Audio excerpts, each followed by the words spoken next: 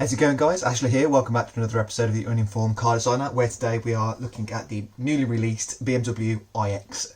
And yeah, they've done it again. What are you doing to us, BMW? But before we get into that, before we get into my rant and rave, I just want to say once again thank you to everyone who's followed and subscribed to all my channels. It really means the world to me. And if by the end of this video you really like what you see, consider giving a like and even maybe subscribing down below. Really appreciate it. But let's get into it. We start off by going back to the iNext concept.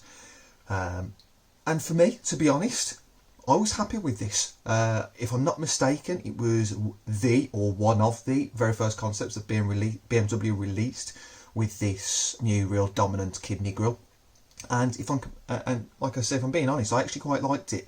It worked well against the volumes of this vehicle. Obviously, it was a much larger, a much heavier vehicle, and you can clearly see that in the proportions of this vehicle. And I think the grille actually sits quite nicely, surrounded by kind of like the crisp, sharp features around it. The headlights, the real thin headlights, obviously purely conceptual here, but really work quite nicely. Really quite menacing and evil.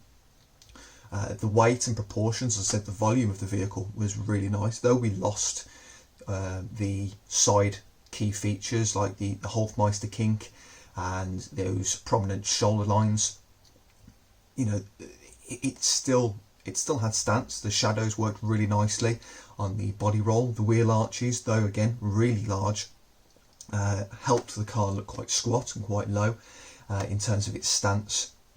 And I really appreciate the minimalism. However, I don't think it quite clicked to me that this could be the new direction that BMW were going in terms of their design language. And I wasn't quite ready for what we got. So, yeah, if you haven't seen it, it's a doozy. It's a doozy. So, yeah, we'll talk about the base model, I can only presume, before we get to the premium, kind of the subtle differences. The main differences being obviously the matte skirting around the bottom. You can see the feature a bit more prominently on this in terms of the side skirt itself, which is actually quite a nice light catch. There's some nice form there. The front bumper itself that you see in the matte black or matte grey is, though very simplistic and basic, clean and minimal, which is what I like to see from an electric vehicle. And also from a BMW at the moment, it's nice to see something so uninterrupted and just kind of straight to the point. However, again, I don't understand why they've done it, but they've created these kinks in this form, namely that feature that cuts in from the top of that blue kind of L feature. It would have been so much more, I guess, better off for being squared off and following the feature line that runs through the front of the vehicle, just below the front headlights and through the grille. I don't know why they did that. I don't know what line it follows or what it's supposed to do, other than add some maybe more dynamic feature to that front end, but it doesn't do anything in terms of benefiting the styling of the front end. And if anything, it breaks up that whole bumper completely, in my opinion. I also really dislike, or I'm getting tired of, shall I say, every company, not just BMW, having to accent their electric vehicles with green or blue highlights. This one obviously being the blue feature on the skirt on the side and the rear, I think, and also those L shapes at the front. We understand that this is an electric vehicle. We have been around electric vehicles and we've acclimatised to electric vehicles to a point now where we don't need to be told when one is an electric vehicle, and we don't need to constantly see these accents to show off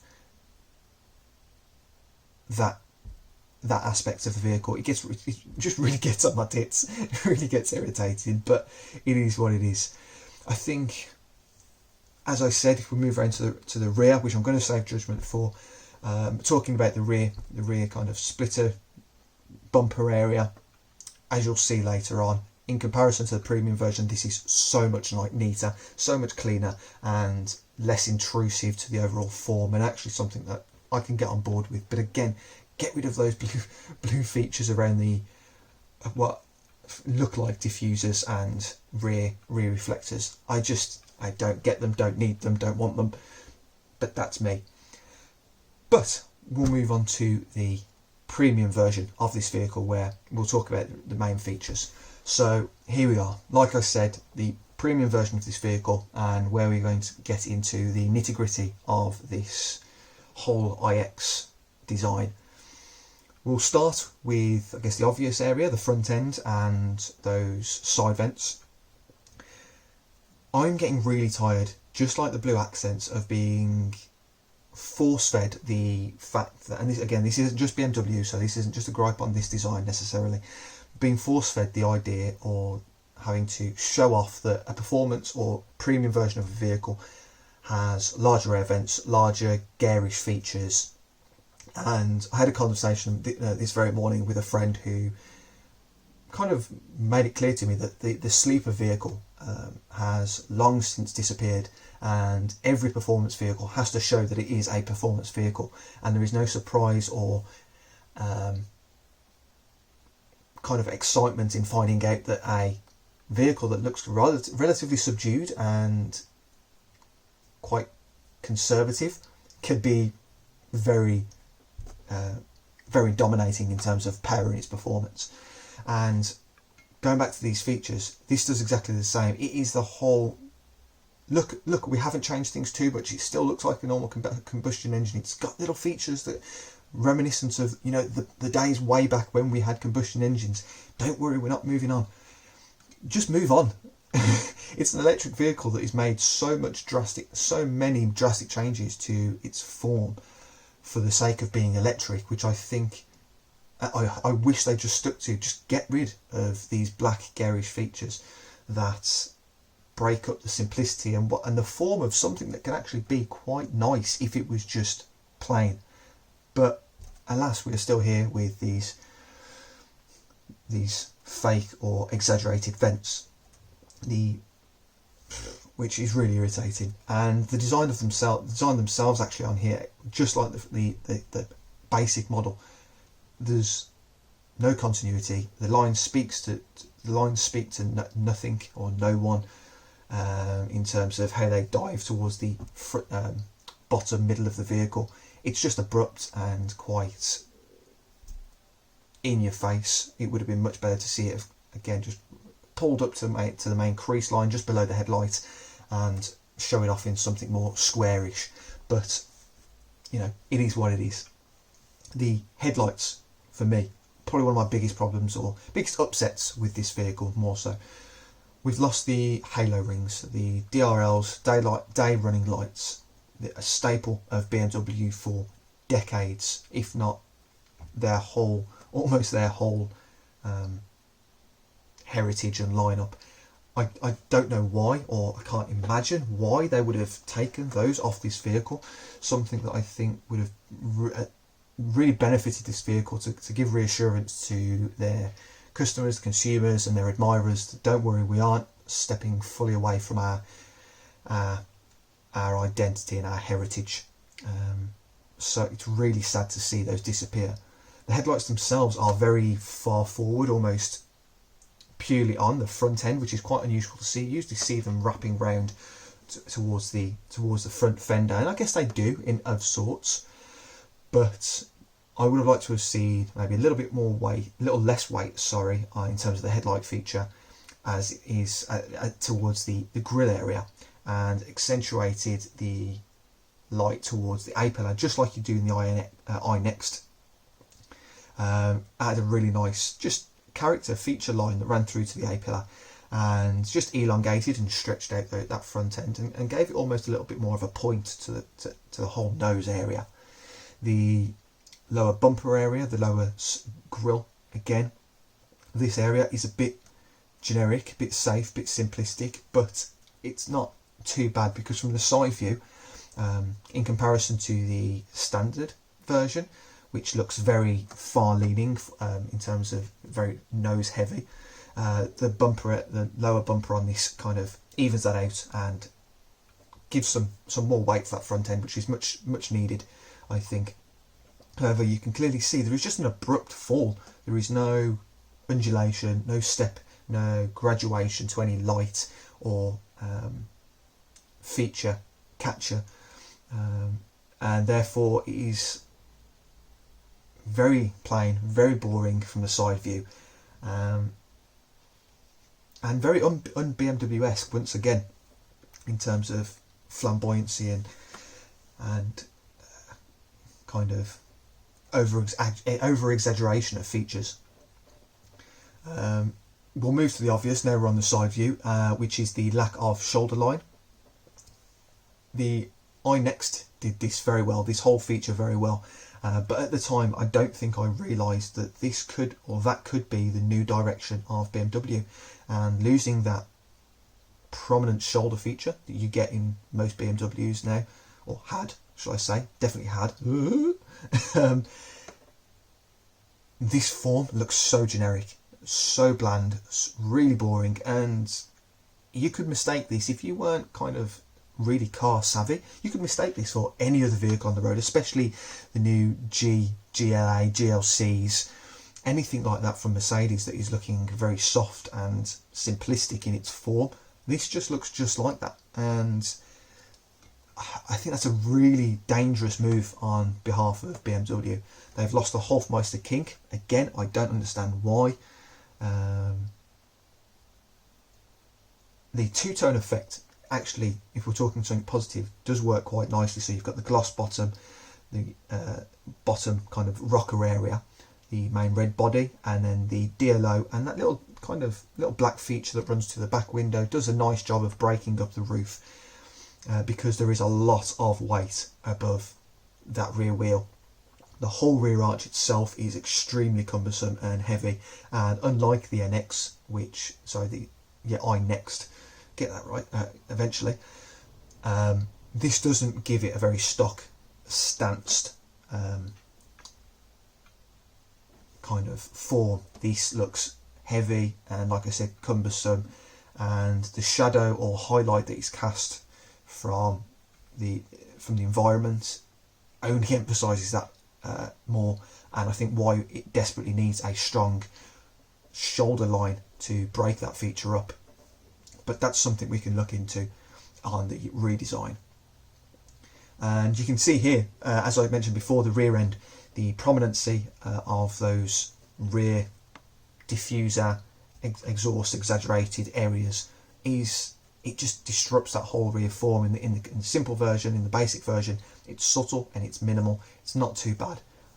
But here, again, it just breaks up all the subtlety, and an area that we'll get to is clearly definitely my favourite. And last but not least, we'll talk about little light catchers and features. The feature that you see here, I don't know whether you realised it was a light catcher or an actual prominent feature itself. For me, I thought it was just a reflection for the longest time. But you have a very gradual incline, which is quite nice actually. It adds some form and kind of direction towards the rear end, which is nice. However, it then just dives off, just falls up towards the rear wheel and stops nowhere, and just adds more weight to that rear arch, which is not welcome, and I don't think is something that should be exaggerated. And then there's an unusual random kink line on the rear quarter panel, just as it blends round into the bumper. I don't know again whether this is a trick of the light or a reflection, but I can kind of see it through every angle of the rear. I don't know what it is. I don't know why it's there. It kind of doesn't do anything, and it just disrupts that really nice blend between the rear arch and the rear bumper area.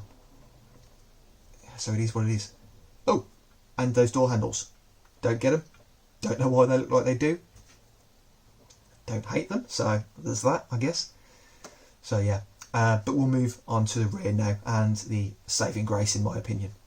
So yeah, this rear end is genuinely, in my opinion, one of the nicest, well sculpted, elegant piece of designs I've ever seen. Yeah, no, I'll say I've ever seen. I'm genuinely infatuated and in love with this tailgate. Just the tailgate.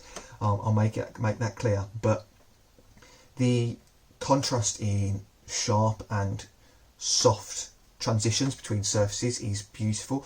I love the minimalistic flat surface that houses the extremely large badge and tail lights. That's really nice, and they've done that, interpreted the concept really nicely into this feature.